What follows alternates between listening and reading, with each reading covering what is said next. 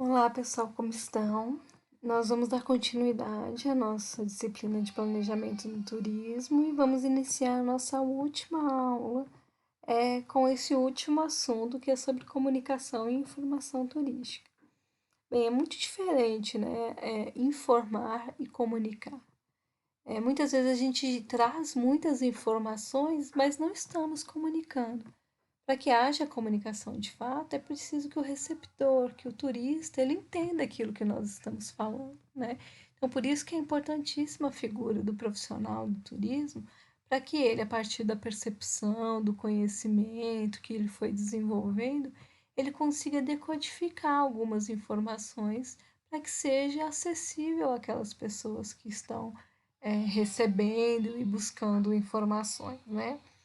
Então, por isso que eu tô aqui com esse apontador diferente aqui, que a gente vai fazer um teste sobre percepção e vamos ver como que é importante, às vezes, é, a informação que o outro traz para a gente ver uma coisa de uma maneira diferente, né? Então, a gente vai fazer um teste de como vocês percebem algumas imagens. Eu vou passar um pouquinho rápido porque eu quero que vocês percebam, né, a partir do que eu vou falar, mas qualquer coisa depois vocês dão um pause e analisam as imagens de maneira diferente. Inclusive, vocês podem ter uma percepção diferente da minha das imagens. Né? Talvez vocês vão captar alguma coisa que eu não captei. Eu tenho algumas informações sobre essas imagens que eu vou apresentar agora, porque eu já trabalhei com ela algumas vezes. Então, eu desenvolvi algumas percepções a partir delas, mas provavelmente vocês terão outras que podem me apresentar também, né? Então, vamos lá. O nosso primeiro teste é essa imagem aqui. Inicialmente, as pessoas podem ver um casal de idosos, né? Aqui, ou então outras pessoas vão ver essas duas pessoas aqui, uma segurando, né, alguma coisa sobre a cabeça, a outra tocando um violão. Outras pessoas vão perceber essa imagem de uma pessoa saindo de uma porta, não mais a orelha do idoso. Outras pessoas vão perceber esse cálice aqui entre as duas faces, né?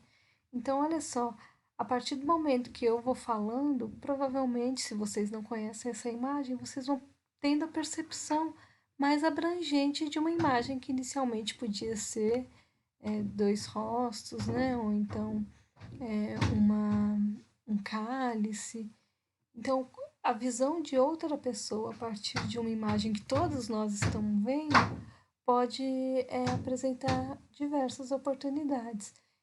Da mesma forma, essa imagem, né? Inicialmente, as pessoas podem ver aqui uma moça, né? Aqui o chapéu, o rosto da moça, mas eu apresento para vocês aqui uma outra oportunidade de visualizar uma senhora, né? Aqui o nariz dessa senhora, a boca, os olhos. Então, muitas vezes o que você só via a moça, agora você só consegue ver a senhora. Então, é você ver a mesma imagem a partir de duas percepções, né? Realmente um vaso, né? A primeira percepção que eu tenho.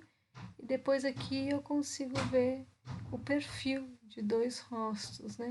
Aqui um, aqui outro. Aqui também uma outra imagem.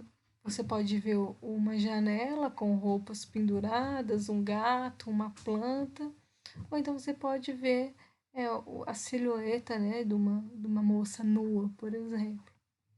É aqui a moça, ou então essa janela com as roupas penduradas, a planta, o gato e um armarinho, uma cortina.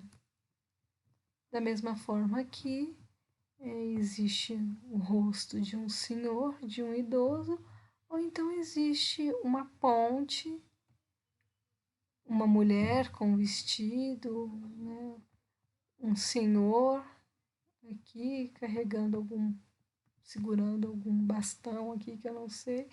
Então, ou você pode ver esse rosto desse senhor, ou você pode ver essa ponte e essas duas pessoas embaixo da ponte, né?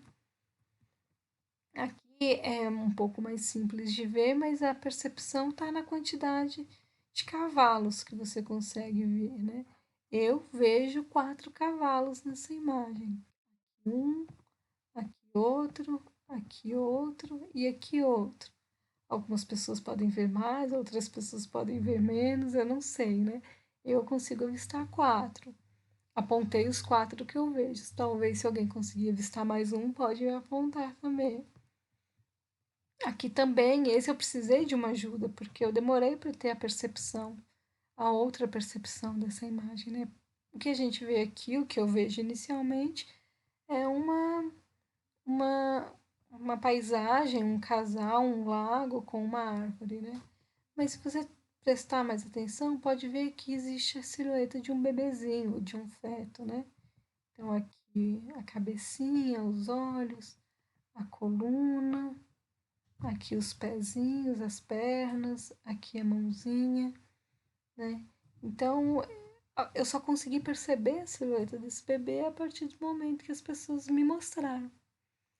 E é aí que a gente vê, né, que a percepção no dia a dia, a gente não está muito consciente desse processo que determina a nossa percepção. A gente vai só recebendo um monte de estímulo, vai decodificando e vamos processando essas informações. Então a gente sabe que a gente vê, que a gente ouve, que a gente responde a esses estímulos, mas a gente não é muito consciente, né, de como que a gente percebe. Então, muitas vezes, daquelas imagens que a gente viu anteriormente, provavelmente pelo estímulo da visão, vocês viram alguma coisa. Pelo estímulo da audição, eu falando, vocês conseguiram perceber alguma coisa, mas não é muito consciente, né? A gente vai simplesmente recebendo e decodificando. E isso é uma relação humana, né? A gente é, tende a caracterizar tudo que aquilo é familiar ao nosso ambiente. Então, quando a pessoa me mostrou lá o pezinho, a cabecinha, a mãozinha do bebê, aí que eu consegui falar, é verdade, né? Aquilo era familiar para mim e eu consegui decodificar aquela informação. Então é importante a gente ter em mente que a percepção é um processo psicológico de atribuição de significado aos estímulos sensoriais, direcionado tanto para o sistema de crenças e valores do indivíduo quanto para sua codificação, dada pela cultura e pelo contexto situacional. Então, a percepção, a gente não vai ver, não vai perceber as coisas da mesma forma, e inclusive até por questões de contextos, né, sociais, culturais. Por exemplo, né, aquela imagem do cavalo, que a gente vê 4 cavalos. Se existe uma pessoa, ou uma cultura, ou um país que não conhece cavalo, que não sabe que existe, né? Vamos supor que existe algum local que não exista cavalos. A pessoa vai ver aquela imagem 1000 vezes e nunca vai ver nenhum cavalo, porque ela não conhece o que é cavalo, né? Então, essa percepção, ela é definida também pelas nossas experiências, pelo aquilo que a gente sabe, por aquilo que a gente acredita. E só assim a gente vai conseguir ter uma definição sobre aquilo que nós estamos vendo. Por isso que para o turismo é importante a função, né, da pessoa. Nada vai substituir, não há tecnologia que vai substituir o profissional do turismo, porque muitas vezes precisa dessa decodificação, né? As pessoas, dessa comunicação. E as pessoas precisam ter essa sensibilidade de entender que elas percebem de forma diferente. E esses estímulos, eles são percebidos de acordo com frequência e a intensidade. Então, dando um exemplo, né, quando a gente está assistindo televisão, a gente sempre vê os mesmos comerciais. E há estudos que indicam que o som dos comerciais, eles são um pouquinho mais alto do que da programação normal. Justamente a frequência, né? Várias vezes a gente vê os mesmos comerciais e a intensidade, né? Um pouquinho mais alto para que a gente preste mais atenção. Ou então quando a gente vai pesquisar alguma coisa no Google, né? Ah, vou pesquisar um celular.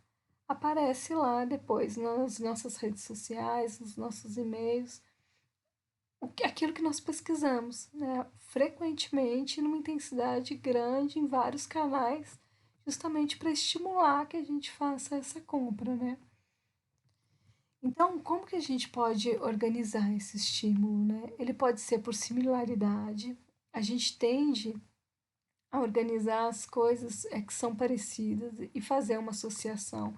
Redes de hotéis utilizam muito disso, né? As pessoas costumam ficar no mesmo hotel da mesma rede porque sabem que vão esperar, já sabem o que vão encontrar. Então, elas sabem que vão ter um nível X de serviços e de produtos que serão ofertados, de infraestrutura. Ou então pessoas que sempre viajam pela mesma agência, né? Ou por agências parecidas, porque sabem o que esperar. Outro estímulo também é por proximidade. A gente tende a perceber coisas e objetos que se encontram próximos, formando um conjunto, e aí a gente tem muito essa percepção no turismo quando a gente trabalha com roteiros turísticos, né? Ou então, por exemplo, a gente vai, eu vou numa praia, então eu vou almoçar no restaurante que fica de frente a essa praia, vou fazer compra na lojinha ao lado do restaurante. Então, essa proximidade favorece e estimula um consumo de coisas próximas ali, né? E também por continuidade, os consumidores tendem a perceber os objetos como um todo, tendendo a dar continuidade ao que está incompleto. Por exemplo, você vai fazer uma trilha, vai a um parque e inicialmente você vai conhecer uma trilha que é de 2 horas. Aí você fez a trilha de 2 horas, mas aí depois você vê que o passeio legal mesmo é você andar mais 5 horas. Então você vai voltar lá para continuar a fazer aquele passeio e ter por completo aquela experiência, né? Dando um exemplo de continuidade. Mas geralmente, inclusive, as coisas ficam muito próximas, né?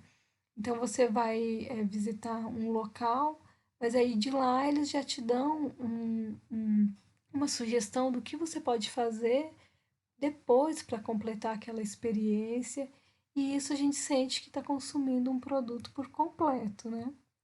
Então é importante a gente entender que a interpretação ela é uma técnica criativa de comunicação estratégica de uma forma planejada e consciente de dirigir as mensagens, desenhada para que as pessoas conheçam e que convertam as informações de forma que façam sentido a elas e ao que se é percebido. Então a interpretação ela pode ser planejada, trabalhada e ela precisa ser estudada e desenvolvida, né? Que é muito mais do que só informações.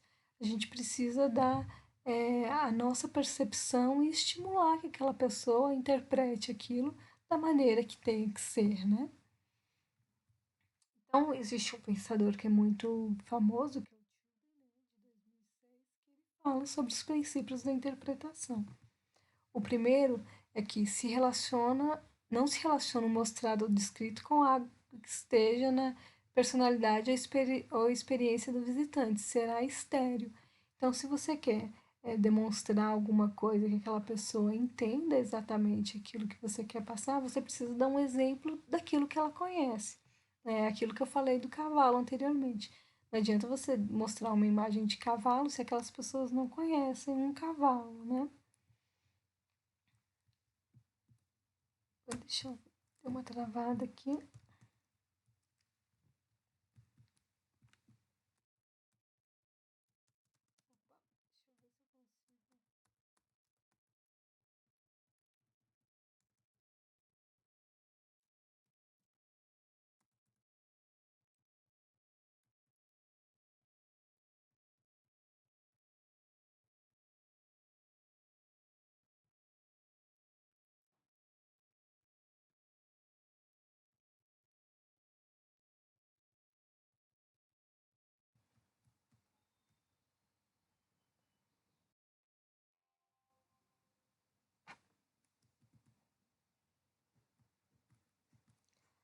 Pois então, Tilden.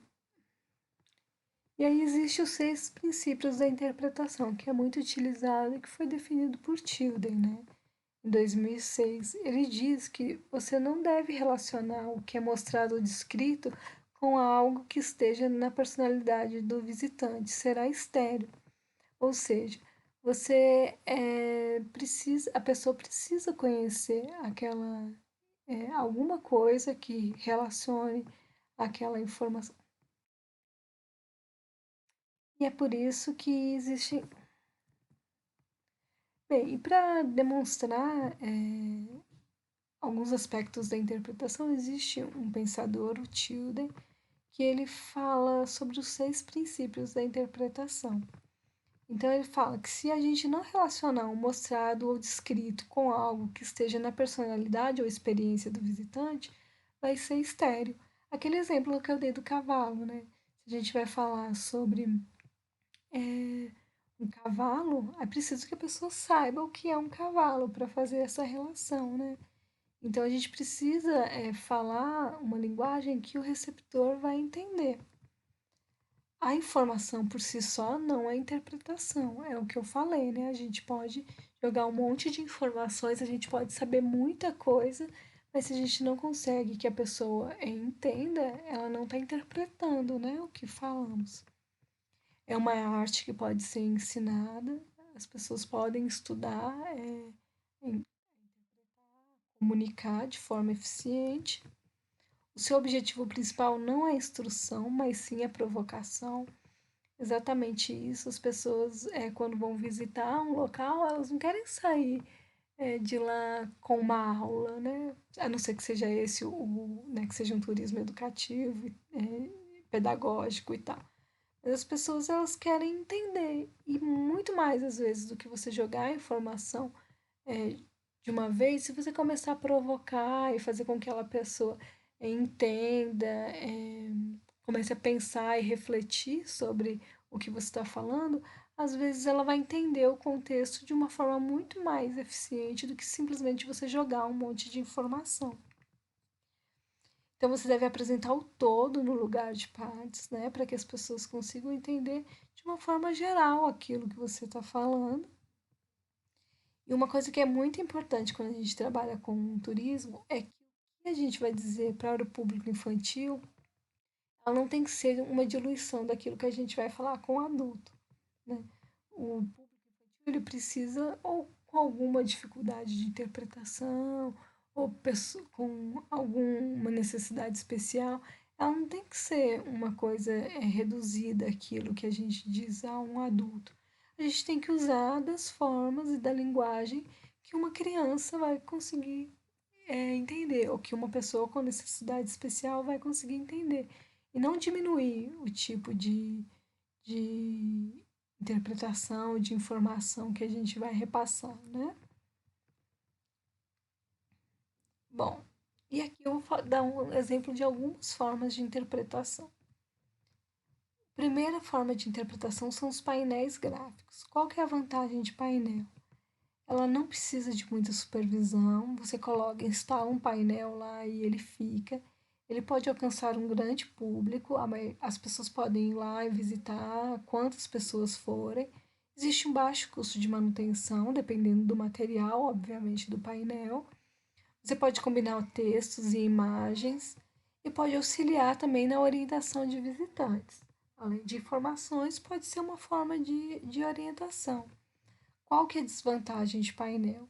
Eles podem se tornar corriqueiros e muitas pessoas podem ignorar esses painéis, passar sem olhar mesmo, ou então se o texto é muito grande as pessoas ficam com preguiça de ler. Ele pode ter um impacto negativo na paisagem, se ele for muito grande, pode poluir, né, o visual e sujeitos a vandalismo, né? Estou dando alguns exemplos de painéis aqui. Um painel, esse painel fica no chão, então ele não causa quase que nenhum impacto visual. É numa serra aqui na cidade de Ouro Preto. Então ele fica no chão e aqui é o visual que você tem desse painel. Aqui ele aponta direitinho, né, quais são as serras que a gente está avistando. Eu gosto muito desse tipo de painel, porque além dele ser, né, curto, objetivo, ele não impacta muito o ambiente visualmente, né? Um outro tipo de painel, aqui também em Minas Gerais, é no Caminho dos Diamantes. Aqui é uma informação bem curtinha sobre o ponto que nós estamos. São totens, né, que tem todo, por toda a estrada. Fala, tem algumas informações aqui de distância, fala um pouquinho sobre o local. Aqui é o Bicame de Pedras, um atrativo bem famoso da região de Catas Altas. Então também é um painel de uma forma diferente de ser trabalhado, né? É um outro, esse totem aqui é igual àquele anterior. Então as informações ficam aqui, você consegue ver em que local da estrada real você está. É muito interessante. E ao lado dele existe um outro totemzinho que é sobre um outro caminho que é de peregrinos religiosos. Então eles só apontam qual que é a direção que tem que caminhar, qual que é a distância. Aqui um outro painel, aqui mais com um pouco mais de informações, o que é permitido, o que não é permitido, um mapa, né? Bem legal. Aqui outros painéis que do Geoparque Quadrilátero Ferrífero. Então eles têm em diversos locais aqui de Minas Gerais, da nossa região, aqui do ferrífero, em alguns pontos tem esses painéis. Já esses painéis, apesar de, de gostar, né, das informações, eu acho eles muito longos, tá vendo? Muitos textos, poucas fotos e o conteúdo dessas informações são muito técnicas. Então eu fico. Não gosto muito desse tipo, não, mas são painéis, né?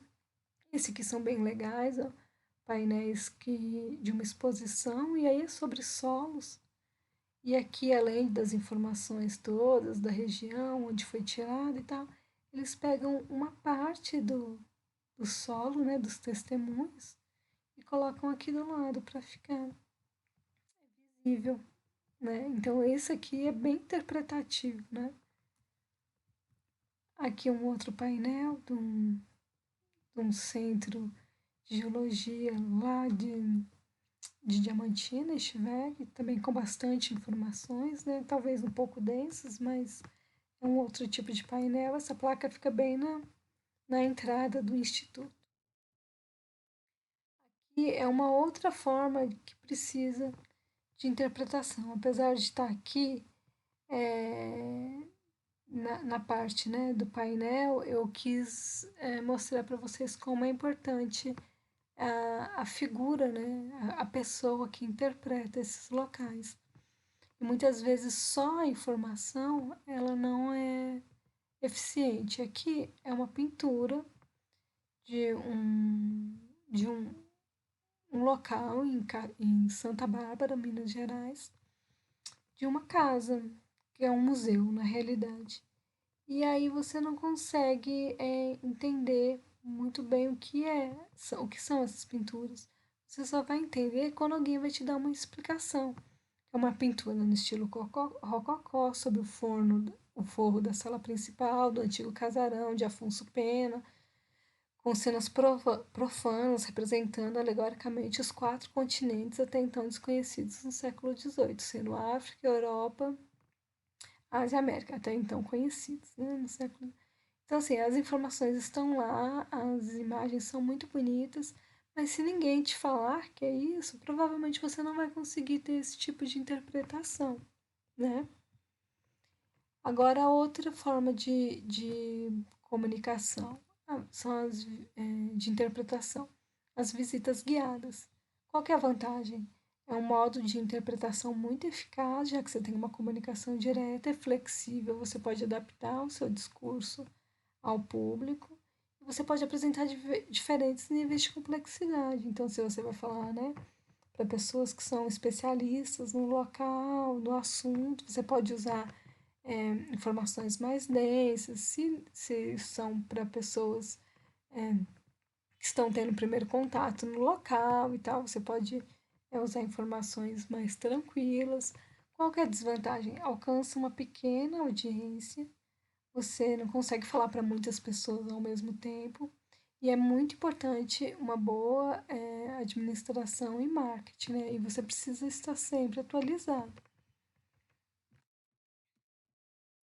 Por exemplo, aqui é um local também que é a Pedra Pintada, né? Um local arqueológico tem pinturas rupestres. E o guia é o próprio dono do empreendimento, essa Lapa, né? Esse local ele está no terreno desse senhor e ele é o próprio guia da, das visitas. As visitas são guiadas por ele, o que é ainda mais interessante, né, do que por uma pessoa que não tem essa identidade, não entende o local. Aqui já é um guia profissional, né, num vulcão aqui, e aí ele explicando, né, para pessoas de diversos públicos o que significa aquele ambiente diferente, né? Publicações, elas podem ser usadas tanto no sítio quanto fora dele. Muitas pessoas gostam de levar, inclusive, né, os folders para casa, para guardar de recordação. Elas podem conter mais detalhes que os painéis. Pode ser tipo livretinho. Ela pode também ajudar na orientação, tendo mapas e tudo. Elas devem ser distribuídas as desvantagens, né? Elas devem ser distribuídas de forma eficaz. Reimpressões podem ser necessárias, ou por acabar, ou por mudar algum tipo de informação, e elas podem ser descartadas como um lixo. Esse é o grande problema, na minha opinião, sobre as publicações. Geralmente viram lixo. É, eu vi uma vez uma situação que eu achei muito legal, que as publicações elas foram num parque estadual aqui de Minas Gerais, do Biribiri, na região de Diamantina, e eles fizeram as publicações em sacolinhas plásticas.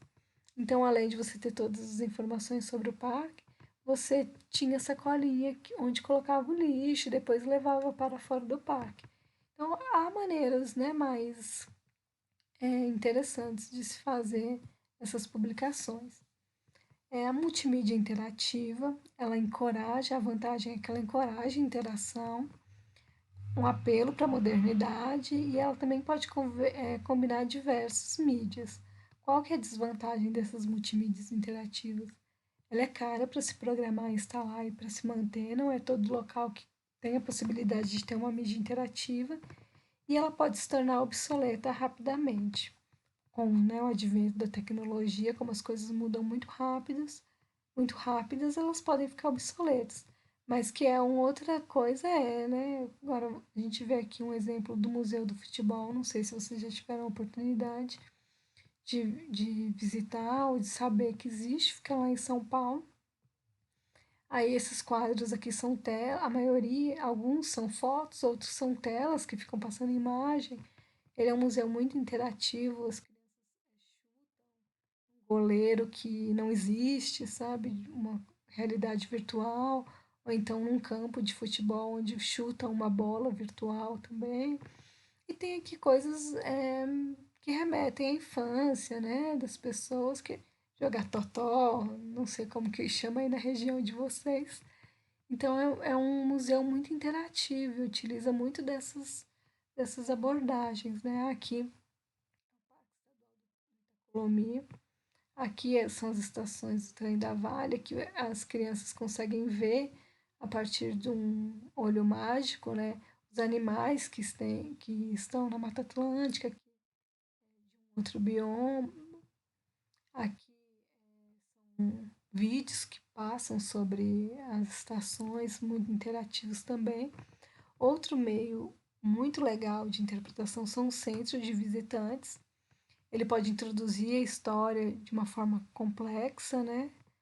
Pode ser um grande atrativo também, alcança uma audiência muito grande e pode ter um monte de meios de comunicação dentro desse centro de visitantes. Qual que é a desvantagem dele? É muito caro se construir um centro de visitantes, existe muita competição de informações, então às vezes as pessoas não conseguem passar por tudo e precisa de um manejo profissional. Aqui é o Centro de Visitantes do Parque Estadual do Itacolomi, aqui em Ouro Preto. Então, esse galpão todo é um centro de visitantes. Tem muitas coisas para se fazer, vídeos, aquele monóculo que eu mostrei anteriormente. Esse local que você entra, onde está certinho, você consegue ter uma visão de 360 graus da região. Então, é um outro atrativo do parque. Bom, e é isso.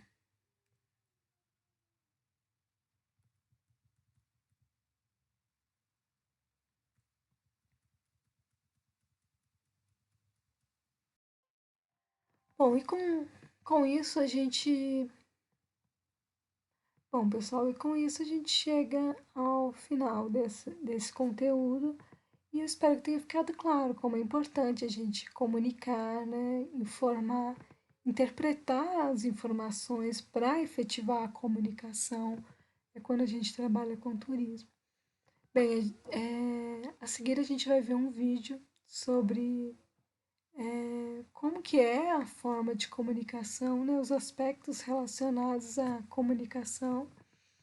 E dessa forma a gente vai finalizar a nossa disciplina de planejamento no turismo, tá bem? Um grande abraço. Qualquer dúvida, entre em contato com a gente.